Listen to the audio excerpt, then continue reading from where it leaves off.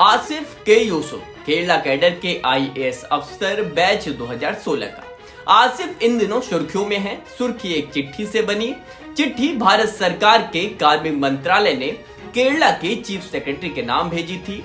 चिट्ठी में क्या है? यह चिट्ठी एक जांच का आदेश है। जांच आईएएस ऑफिसर यूसुफ के ओबीसी सर्टिफिकेट की है। जी हां, आरोप लगाया गया है कि आसिफ भी उन 22 सिविल सर्वेंट्स की फहरिस्त में है जिन्होंने अयोग्य होने के बावजूद भी गलत तरीके से जाति और दिव्यांगता का प्रमाण पत्र बनवाया और यूपीएससी में अच्छी पोस्ट पाने के लिए रिजर्वेशन का गलत तरीके से इस्तेमाल किया। यह 22 लोग कौन हैं? किसने इनकी शिकायत की? आईएएस आसिफ के यूसुफ कब से सवालों के घेरे में आए?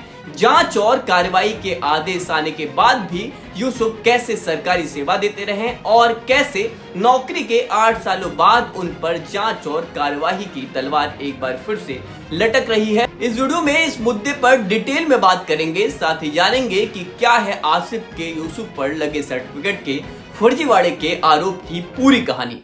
नमस्कार, मेरा नाम है शुभम और आप ओनली यूपीएससी का डिजिटल प्लेटफॉर्म देख रहे हैं। तारीख थी 10 मई साल 2016 की। इसी दिन यूपीएससी 2015 का फाइनल रिजल्ट आया था। 2016 बैच के आईएएस आईपीएस अफसरों की नई फहरिस्त भी आई। यह वही बैच है जिसमें फेमस आईएएस ऑफिसर टीना डॉबी ने टॉप किया था। इसी शुरुआती दिनों में तो टीना डॉबी की खूब चर्चा हुई, लेकिन कुछ दिनों बाद मीडिया रिपोर्ट्स में यूपीएससी क्रैक करने वाले दूसरे बेबी नौकरशाहों के नाम और उनकी कहानी भी छपने लगी। इसी बीच में एक कहानी आई आसिफ के यूसुफ की। केरला के रहने वाले आसिफ ने अप्लाइड इलेक्ट्रॉनिक्स में बीटेक किया, फिर बेंगलुरु से एमबीए किया। इसके बाद उन्होंने यूपीएससी क्रैक किया, यूपीएससी टॉप किया। द हिंदू से बातचीत करते हुए यूसुफ ने कहा था कि सफलता का कोई शॉर्टकट नहीं होता, सिर्फ मेहनत और लगातार कोशिश से ये जो परीक्षा है यूपीएससी की वो पास की जा सकती है। बहरहाल यूसुफ को रैंक मिली थी 215वीं और पोस्ट मिला आईएएस का। कैडर भी मिला उनके गृह राज्य केरला का। यहां आप यह सवाल कर सकते हैं कि 215वीं रैंक के साथ आईएएस कैसे मिल गया और तो और गृह राज्य में पोस्टिंग भी कैसे हुई? जवाब है, आसिफ ने ओबीसी के नॉन क्रीमी लेयर कोटे से अप्लाई किया था। अब ऐसे तो इससे कोई शंका या शिकायत नहीं थी, आरक्षण मिलता भी ऐसे लाभ के लिए है। लेकिन सवाल तब खड़ा हुआ जब इनके सर्टिफिकेट्स की स्क्रूटनी शुरू हो गई। जी हां, भले स्क्रूटनी शुरू हुई, लेकिन उधर आसिफ ने पहले अपनी ट्रेनिंग पूरी की और फिर सब कलेक्टर बनकर सेवा भी देने लगे।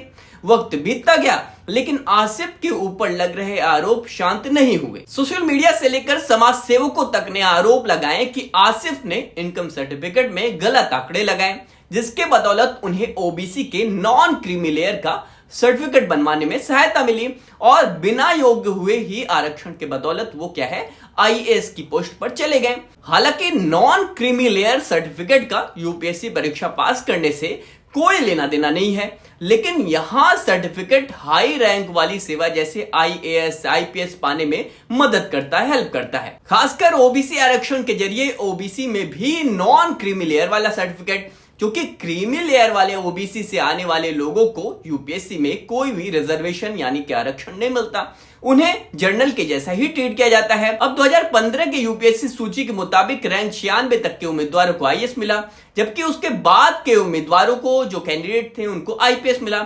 ये बात जनरल कैटेगरी की थी।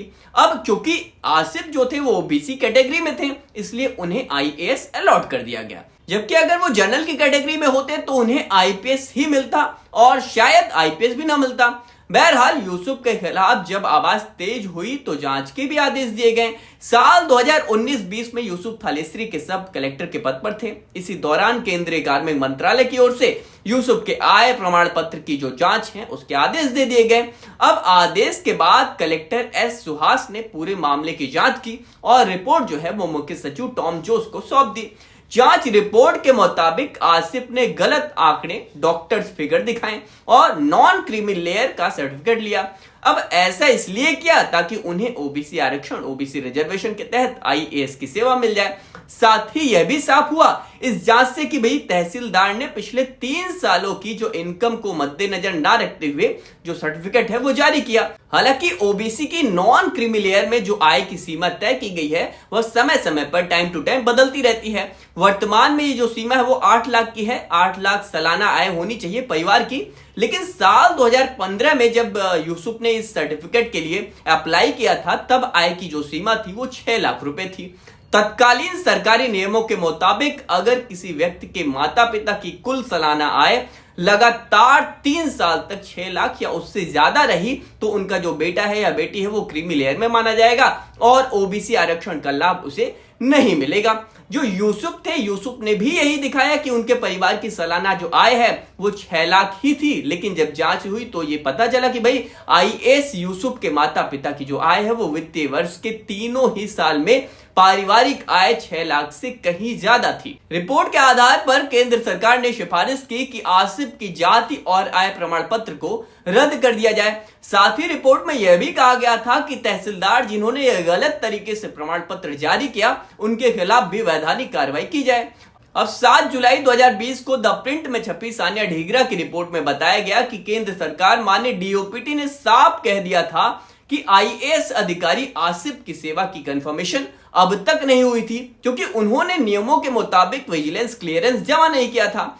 आसान शब्दों में कहें तो हम आईएएस बनने के बाद एक जो अफसर होता है उसको कुछ साल की प्रोबेशन अवधि में सरकारी जांच जैसे चरित्र आचरण सत्यापन से गुजरना होता है। इसके बाद ही उसकी जो सेवा है उसकी पक्की पुष्टि होती है। लेकिन आसिफ ने यह जरूरी विजिलेंस जो यह साबित करता है कि उनके खिलाफ कोई भ्रष्टाचार या अनुशासनहीनता का मामला नहीं है वो दिया ही नहीं।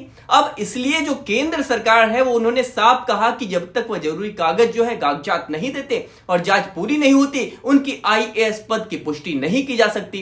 अब साथ ही उनके खिलाफ जो है वो अनुशासनहीनता की कार्रवाई शुरू करने की भी जो सिफारिश थी वो सरकार दे देती है। साथ ही उनके खिलाफ अनुशासनहीनता की जो कार्रवाई है वो भी शुरू करने की भी सिफारिश की गई थी। सिफारिश तो हुई लेकिन कोई ठोस कार्रवाई नहीं हुई। यूसुफ ना सिर्फ सरकारी जांच और कार्रवाई से बच गए बल्कि अपने पद पर बने रहे और अलग अलग विभागों में सेवाएं भी देते रहे। अब आरोपों के बावजूद उनकी नौकरी चलती रही। लेकिन इस घटना के करीब 4 साल बाद साल 2025 में पुणे के सामाजिक कार्यकर्ता विजय कुम्हार ने एक लिखित शिकायत दर्ज करा दी। विजय वही हैं जिन्होंने आईएएस प्रोबेशनर पूजा खेड़कर के खिलाफ शिकायत की थी, जिसके बाद मामला बढ़ता चला गया और पूजा को उनकी नौकरी से डिसमिस कर दिया गया। अब इन्हीं विजय ने 2 अप्रैल 2025 को अभी अपने सोशल मीडिया से एक रिपोर्ट शेयर किया। रिपोर्ट का नाम है द यूपीएससी फाइल्स। अब इसमें कुल 22 आईएएस आईपीएस अफसरों की डिटेल दी गई जो अलग अलग विभागों में काम तो कर रहे हैं पर उन पर गलत तरीके से सर्टिफिकेट बनवाकर गलत तरीके से आरक्षण यानी कि रिजर्वेशन का फायदा उठाने का आरोप लगा। अब आईएएस आसिफ का नाम भी इन 22 अफसरों की फहरिस्त में था। बकौल विजय इन्हीं 22 अफसरों की लिस्ट में से अब आईएएस आईपीएस का जो एचआर डिपार्टमेंट कही जाने वाला डीओपीटी यानी कि डिपार्टमेंट ऑफ पर्सनल ट्रेनिंग्स ने कुल 15 नामों को सिलेक्ट किया और उनके वेरिफिकेशन की कार्रवाई शुरू की। अब इनमें राजस्थान हो गया, उत्तर प्रदेश हो गया और हरियाणा से 2 आईएएस अधिकारी के नाम हैं। उड़ीसा हो गया, बिहार हो गया, मध्य प्रदेश हो गया, महाराष्ट्र और केरल से एक आईएएस अधिकारी के नाम हैं। वहीं गृह मंत्रालय में कार्यरत 2 आईपीएस ऑफिसर्स जो हैं उनका भी इसमें नाम है। शिकायतों के तर्ज पर जो डीओपीटी है उसने 5 मई 2025 को कई पत्र भेजे। पत्रों पर डीओपीटी के अंडर सेक्रेटरी अंशुमान मिश्रा के हस्ताक्षर हैं। इन पत्रों में राज्य सरकार और केंद्र मंत्रालय से अनुरोध किया गया है कि वह यूपीएससी परीक्षा के दौरान 15 सिविल सेवा अधिकारियों द्वारा दिए गए आरक्षण यानी कि रिजर्वेशन में प्रमाण पत्रों की जांच करे। द प्रिंट में छपी नुतर शर्मा की एक रिपोर्ट में डीओपीटी के एक अधिकारी ने बताया कि यह एक आंतरिक जांच है जिसके लिए संबंधित राज्यों को पत्र भेजे गए हैं। अब यह सारे नाम या जांच के आदेश पत्र तो पब्लिक डोमेन में आए नहीं, लेकिन कुछ एक आदेश जो है वो पत्र सोशल मीडिया पर सामने आ गया। अब इनमें से एक पत्र जो है वो आईएएस आसिफ यूसुफ के नाम का भी है। इस लेटर में केरला के मुख्य सचिव से आसिफ द्वारा फर्जी ओबीसी नॉन क्रीमी लेयर प्रमाण पत्र जो है वो उसके उपयोग के आरोप के संबंध में शिकायत की गई और मामले की उचित कार्रवाई और जांच करने की भी बात कही गई। अब पूजा खेड़कर वाले मामले में भी सुनवाई के दौरान जो है वो दिल्ली हाईकोर्ट ने भी साफ कह दिया कि भैया ये जो पूजा या फिर ऐसे कोई भी कैंडिडेट जो भी गलत प्रमाण पत्र के जरिए आरक्षण का गलत तरीके से फायदा उठाते हैं, वह सिर्फ एक संवैधानिक निकाय के साथ ही नहीं बल्कि पूरे समाज और पूरे देश के साथ धोखाधड़ी करते हैं। जो लोग इस आरक्षण के